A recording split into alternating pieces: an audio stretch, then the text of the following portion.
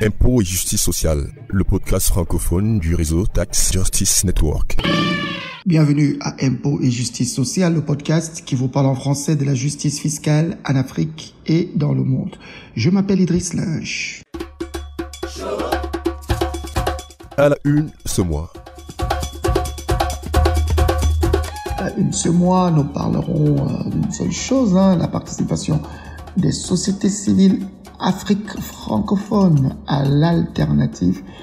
Mining Indaba, vous savez, le sommet parallèle à celui des grands exploitants miniers du continent. Nous avons eu l'occasion de discuter avec Jean-Paul Mulionga de Publish What You Pay, République démocratique du Congo, tout aussi bien avec Birahim Seck, notre collègue du Sénégal. Avec eux, nous avons parlé des bénéficiaires effectifs, de l'exploitation minière en tenant compte des risques climatiques, de la protection de l'intérêt des communautés riveraines. Nous avons aussi abordé des possibilités de mieux créer la dynamique de plaidoyer au sein de l'Afrique francophone en matière de justice sociale et de justice fiscale. Je rappelle que vous pouvez suivre notre programme sur notre page de podcast impotsocial.lipsin.com, Lipsin avec SYN à la fin. Mais aussi, vous pouvez aller sur la page des podcasts de l'ONG Tax Justice Network. C'est le lien de taxcast.net. Vous recherchez l'onglet en français. Et pour ceux qui ont des applications Stitcher, iTunes, nous sommes aussi présents. Vous recherchez votre programme. Pour ceux qui veulent interagir avec nous, notre page de Facebook, Impôts et Justice Sociale, notre compte Twitter, #ImpôtsSocial. Et si vous voulez m'écrire directement, impôts-social@outlook.fr. Voilà pour la une, à tout de suite pour les détails.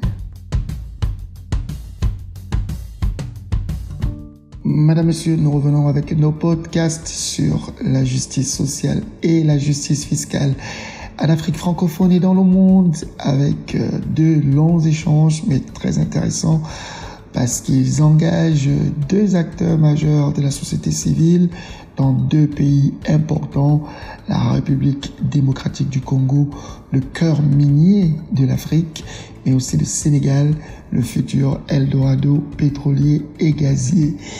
L'occasion nous a été donnée de discuter avec Jean-Paul Mulionga. Il coordonne le secrétariat d'une ONG rattachée à des services religieux. Il a accepté d'échanger avec nous sur ce qu'il a appris de l'alternative Mining Indaba. Écoutez l'entretien que j'ai eu avec lui. Alors Jean-Paul, vous êtes aujourd'hui à la tête du bureau de liaison avec les parlements de la conférence épiscopale en République démocratique du Congo.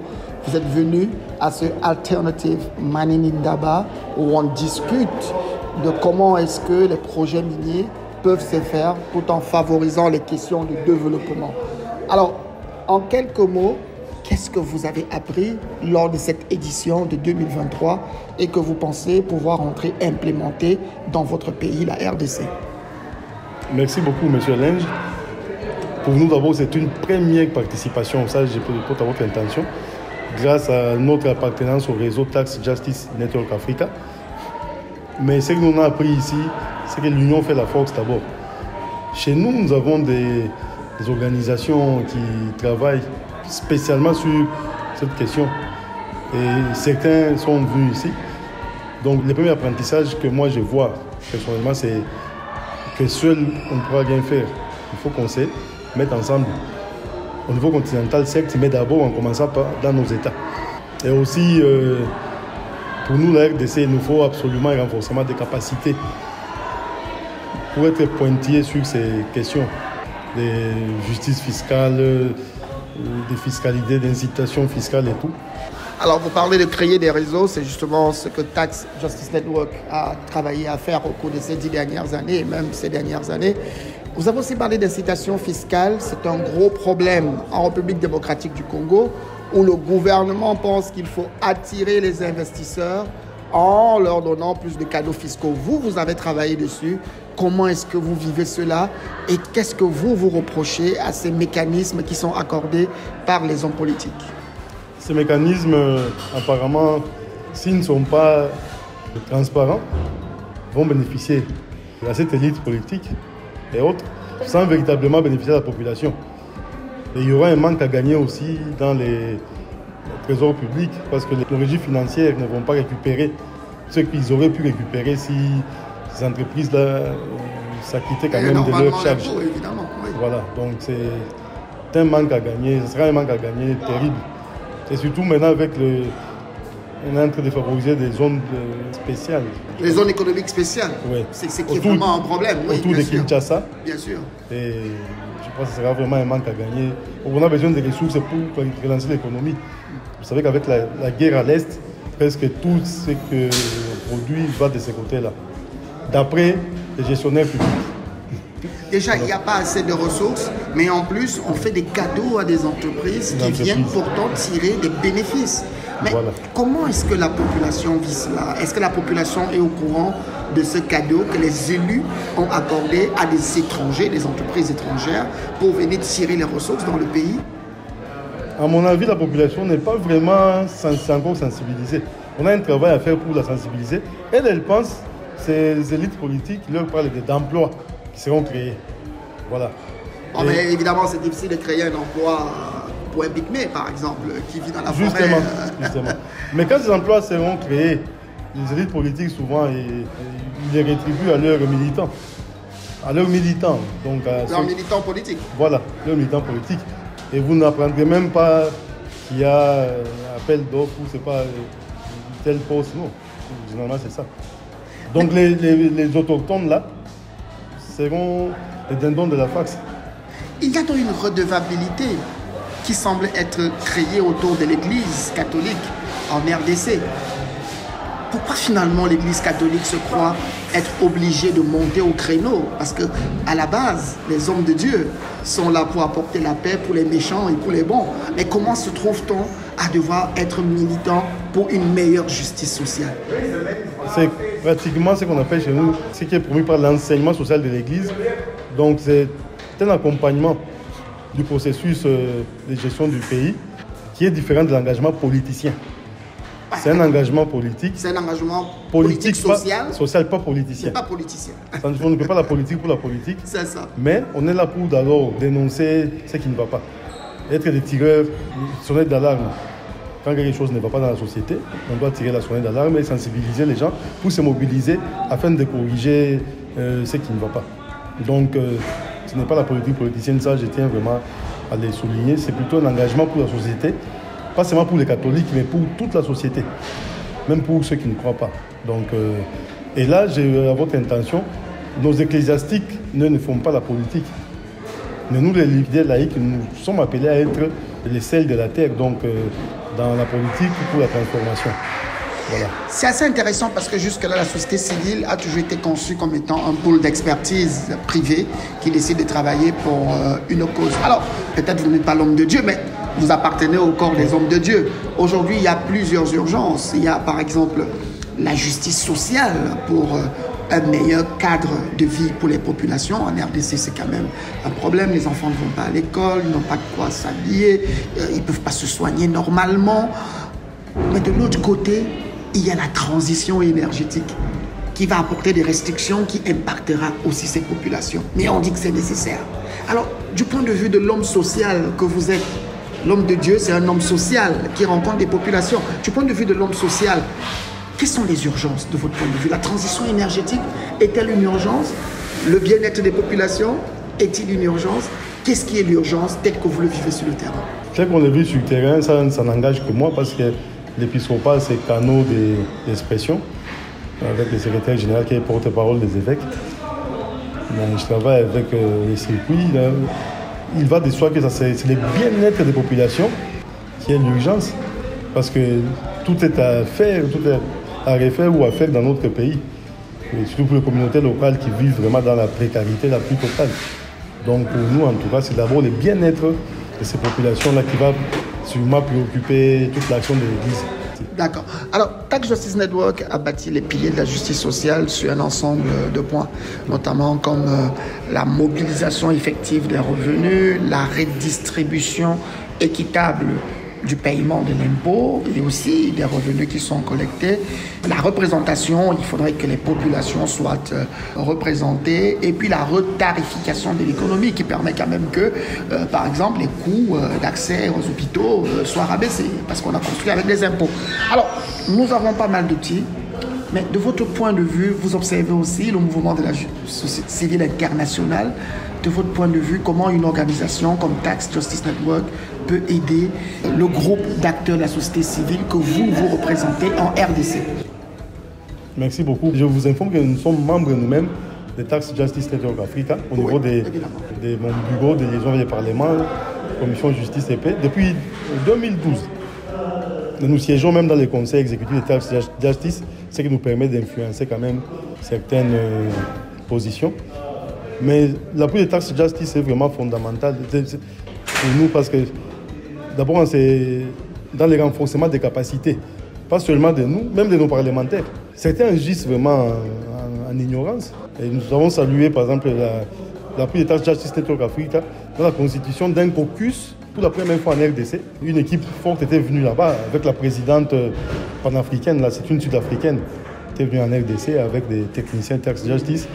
Et on a mis en place, par les biais de notre structure, les bureaux des gens et parlements, on a mis en place notre caucus parlementaire dédié à la lutte contre les flux financiers illicites et en général à la justice fiscale.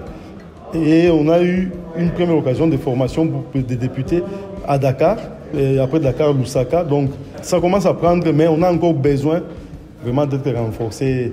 Parce que la fiscalité, ce n'est pas un domaine, je ne sais pas comment. Facile. Il faut être aiguillé.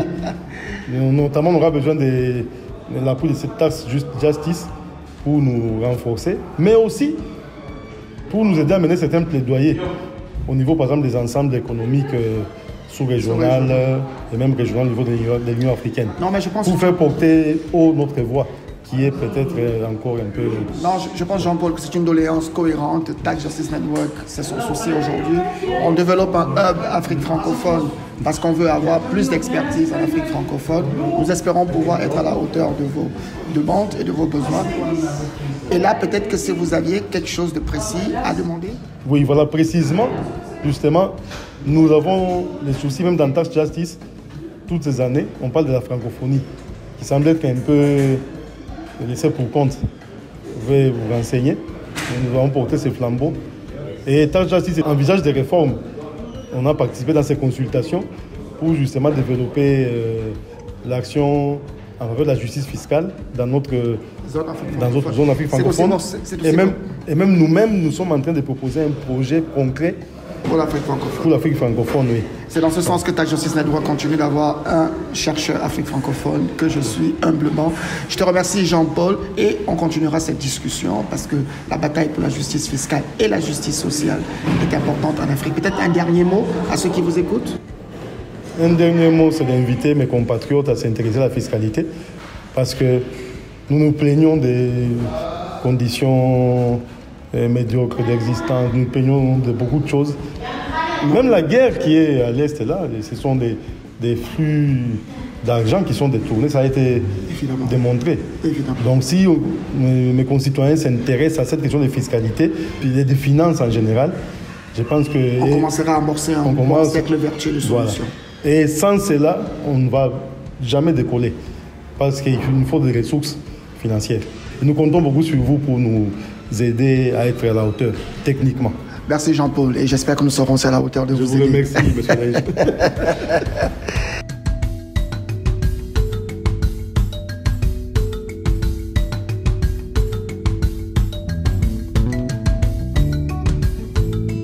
Jean-Paul qui a exprimé le souhait d'être renforcé par l'ONG Tax Justice Network, notamment sur la question des incitations fiscales des bénéficiaires effectifs. Nous allons travailler ensemble avec toute l'équipe des experts de notre organisation pour apporter un soutien à ses collègues de l'Afrique centrale. L'autre collègue avec lequel nous avons discuté, c'est Birahim Seck. Il est un des leaders de la société civile au Sénégal qui travaille dans le secteur extractif. Il est le coordinateur national du Forum civil. Il a fait des plaidoyers qui ont permis d'introduire des réformes importantes dans son pays. Il nous a accordé un long entretien. Il est long, mais il est très instructif. Je vous invite à l'écouter et réécouter encore. Écoutez Birahim Seck.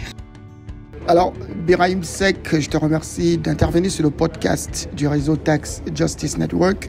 Je rappelle que tu es le coordonnateur du Forum Civil. C'est une organisation de la société civile sénégalaise qui a une très longue expérience de plaidoyer, qui a remporté beaucoup de batailles, notamment dans le secteur des industries extractives. Et là, justement, nous sommes à Cape Town, en Afrique du Sud, où nous avons assisté à cette conférence alternative sur le Mining Indaba. Il était question de communautés locales, mais aussi de changement climatique, de participation.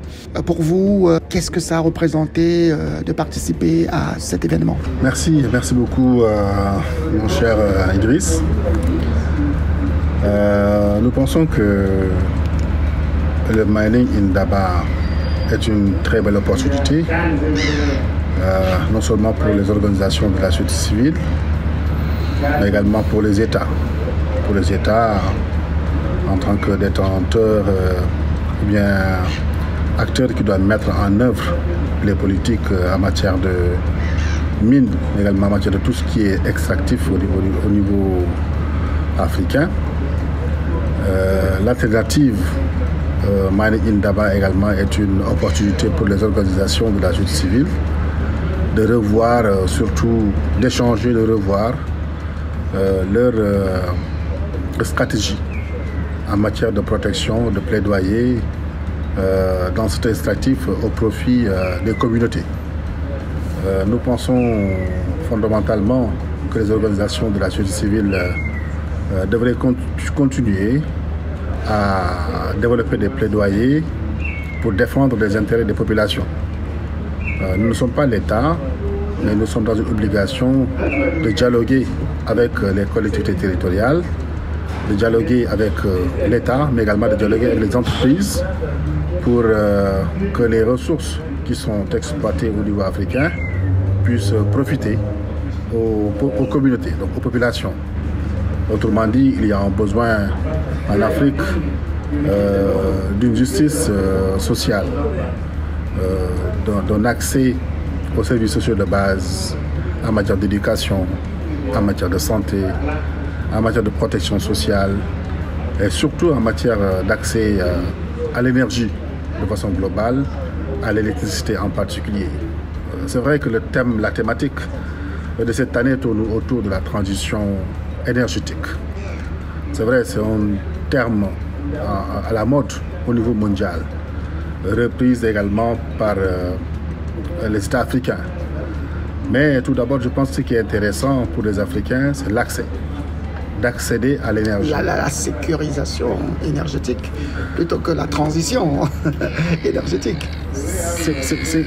La sécurisation est tellement importante. L'accès est tellement important. Aujourd'hui, je pense que ça doit être la première bataille des communautés africaines. Non seulement pour nous permettre d'assurer la production, d'être compétitif, mais également d'accéder à certains services sociaux de base. Parce que on ne peut pas parler de santé sans électricité. On ne peut pas parler d'éducation sans électricité. On ne peut pas parler également d'accès à la protection sociale, bien sûr, se soigner sans électricité. Je pense que le plaidoyer des États africains devrait d'abord être l'accès à l'électricité. Mais également les organisations de la société civile devraient accompagner les États et surtout mettre la pression qu'il faut auprès des entreprises pour que les populations auprès de qui elles exploitent les ressources, ces populations puissent bénéficier fondamentalement des retombées qui leur permettent d'accéder à l'électricité. Je pense que c'est important, la transition énergétique. C'est important de préserver l'environnement. Il faut préserver l'environnement. Il faut protéger l'environnement. Mais nous sommes en Afrique, un continent qui est sous-industrialisé. L'Afrique a besoin d'être industrialisée. Je pense qu'aujourd'hui, il n'est pas opportun ni pertinent d'exporter les ressources, pas toutes nos ressources. Nous avons besoin d'une transformation essentielle de nos ressources au niveau africain. Il faut une industrialisation à outrance au niveau africain. Et pour cela, on a besoin d'électricité, on a besoin d'énergie. Et pour cela également, nous avons besoin de main-d'œuvre. Alors, attendons que l'Afrique atteigne sa vitesse de croisière en matière d'industrialisation. En ce moment, je pense qu'on peut commencer à réfléchir sur une autre forme de transition énergétique. Tu soulèves d'ailleurs un point très important, c'est que on demande aujourd'hui aux pays africains de créer plus de valeur en transformant leurs matières premières. Mais pour transformer les matières premières, il faut une disponibilité en énergie qui soit suffisante et pertinente. Ça rend encore l'équation beaucoup plus compliquée. Et d'ailleurs, un des aspects de l'équation qui est compliqué, c'est finalement comment on finance déjà l'accès à l'énergie en attendant la transition. Comment on finance l'accès? Il a semblé que dans ce Mining Indaba, on tenait les entreprises pour responsables de devoir apporter la ressource nécessaire. Mais est-ce que ces entreprises qui tirent de la valeur dans la vente des matières premières non transformées sont les bonnes personnes à scruter? Ou alors, peut-être comme l'a toujours fait le Forum civil, on devrait militer pour une fiscalité beaucoup plus pertinente qui permet de mobiliser des ressources domestiques et forcer les entreprises à suivre le pas. C'est une question très pertinente, il y a des questions très pertinentes, mais avant d'y répondre, il faut que les Africains sachent que la plupart des pollutions, des systèmes de pollution qu'on constate au niveau mondial sont du fait souvent du transport. Du transport avec les gros bateaux qui viennent de Chine, qui viennent d'Europe, qui viennent d'autres continents pour accoster dans nos eaux, pour mouiller dans nos eaux africaines. Alors, imaginons aujourd'hui que ces produits qu'on exportait soient transformés en Afrique. Il y aura moins de pollution parce qu'il y aura moins de bateaux qui vont quitter l'Europe, qui vont quitter la Chine pour nous apporter également le produit. Il faudra que les bateaux partent de Dakar pour Luanda en Angola quand même. Oui, c'est pourquoi j'ai dit de réduction. Il y aura une réduction. C'est pourquoi j'ai dit pas une élimination, mais une réduction. Pas élimination. D'accord. Il y aura une forte réduction. C'est vrai. En tout cas, le temps de pollution sera réduit parce qu'on ne parcourra plus 6000 km, mais quelques milliers de kilomètres. Justement. Exact. Et ça va profiter également à l'Afrique. Non seulement ça va profiter à l'Afrique du point de vue de la production, de la productivité, de la compétitivité, mais également ça va réduire les consommations de gaz à effet de serre. Je pense également l'industrialisation est une forme également de combat vers la transition énergétique. Intéressant. Alors c'est pourquoi il nous faudrait... D'ailleurs, je me dis, est-ce que le combat ne serait pas aujourd'hui pour les organisations de la société civile de faire focus pour qu'il y ait une transformation de nos produits au niveau africain avec nos normes? Parce que l'Africain sait vivre avec, tant soit peu, certaines formes de pollution. Alors, pour revenir à votre question, la question de la mobilisation des ressources, c'est une question mondiale. La Covid-19 a montré que la plupart des Africains n'avaient pas assez de ressources financières pour faire face à des crises, pour financer la réponse contre la Covid-19. Au Sénégal, c'est un apport de plus de 700 milliards de la part des bailleurs de fonds. Au Cameroun, il y a des apports des bailleurs de fonds. Au Togo, la même chose. En Argentine également, la même chose. Mais ce qu'on oublie souvent, la reddition des comptes est une forme de mobilisation des ressources. Imaginez-vous le nombre de rapports qui sont produits par la Cour des comptes au Cameroun, qui sont produits par les instances de contrôle au niveau du Togo, du Bénin, de l'Angola, de Malawi, du Sénégal.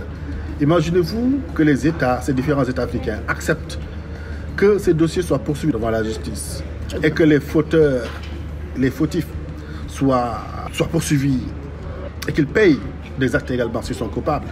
Imaginez-vous combien de milliards on aurait recouvré en Afrique. En effet. Premièrement. Deuxièmement, notre système, le baromètre sur la fiscalité équitable qu'on utilise au Sénégal à travers Oxfam, à travers également Tax Justice Network Africa, ce baromètre a montré que les différents pays africains ont des difficultés par rapport à leur système de mobilisation de ressources, surtout l'administration fiscale.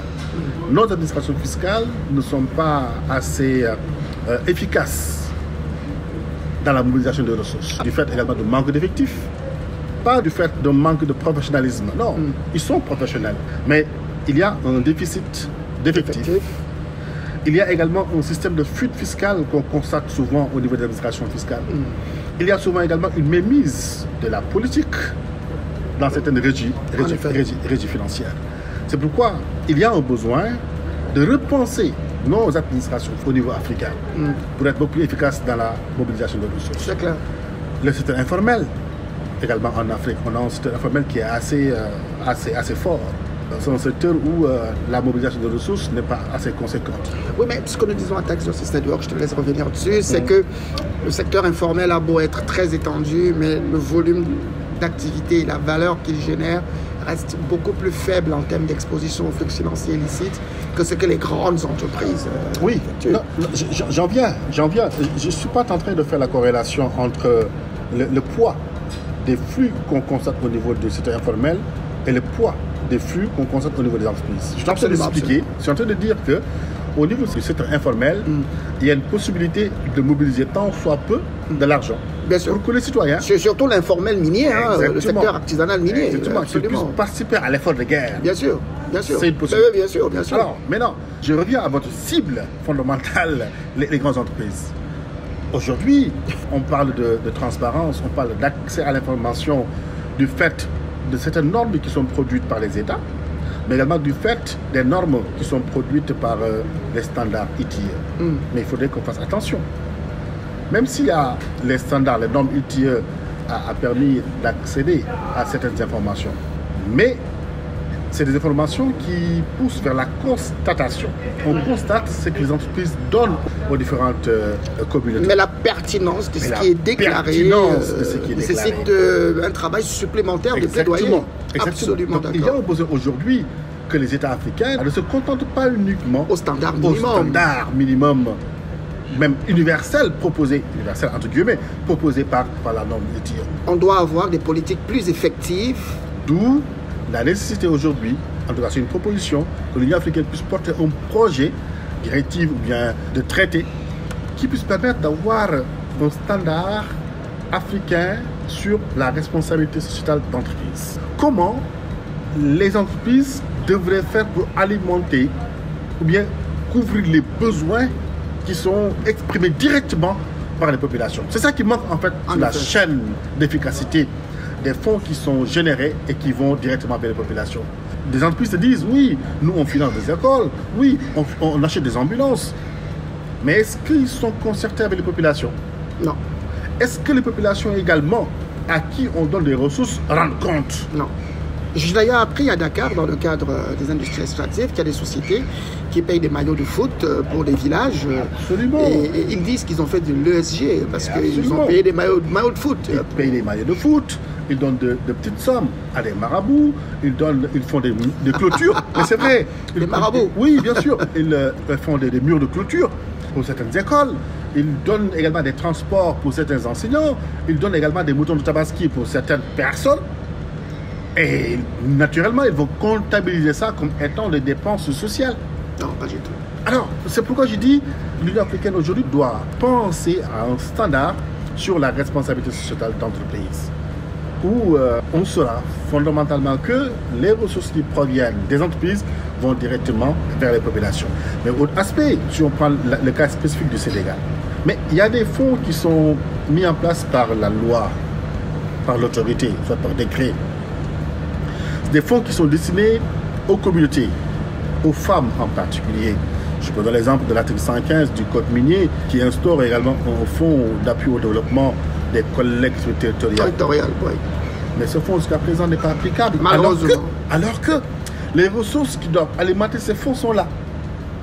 Mais il y a un manque de volonté de la part des États qu'on n'explique pas, qui fait qu'aujourd'hui, les femmes n'arrivent pas à accéder aux ressources que la loi prévoit pour elles. Qui permettrait de s'épanouir bien sûr, économiquement, en matière de transformation. notamment dans le secteur de transformation du poisson. Mais dans différents, que ce soit à Saint-Louis, elles pourront en bénéficier.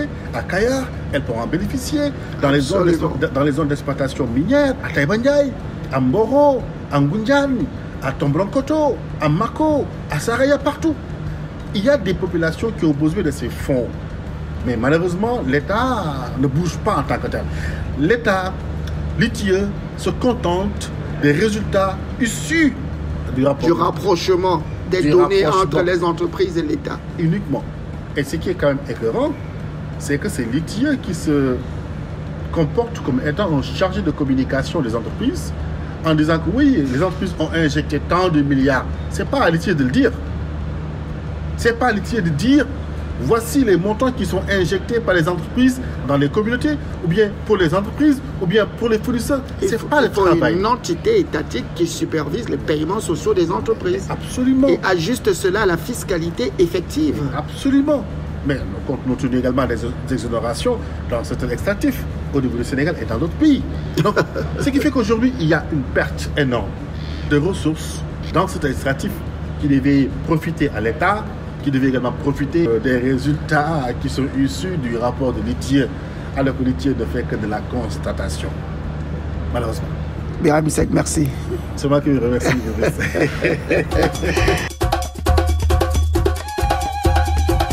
Voilà, c'est les 2 entretiens que nous avions prévus pour vous dans le cadre de ce premier podcast de l'année 2023. Nous allons revenir le mois prochain avec encore plus d'experts. Nous parlerons de justice fiscale, de justice sociale avec des institutionnels, mais aussi avec des acteurs de la société civile et aussi des populations. Nous sommes en train de préparer un excellent podcast pour parler notamment projet de convention fiscale sous l'égide des Nations Unies. Nous espérons pouvoir vous donner des détails et des informations sur cet important sujet. Mais d'ici là, portez-vous bien et vous pouvez réécouter notre podcast sur notre page de podcast imposocial.lipsyn.com, Lipsyn avec SYN à la fin. Vous pouvez aussi aller sur notre page YouTube www.impôts et justice sociale. Pour ceux qui ont les applications Stitcher et iTunes, vous recherchez votre programme, notre page Facebook, Impôts et Justice Sociale, Twitter, hashtag Impôts Social, et vous pouvez nous écrire à l'adresse impôts-social@outlook.fr. Au revoir et prenez grand soin de vous et à la prochaine pour une autre édition de votre podcast.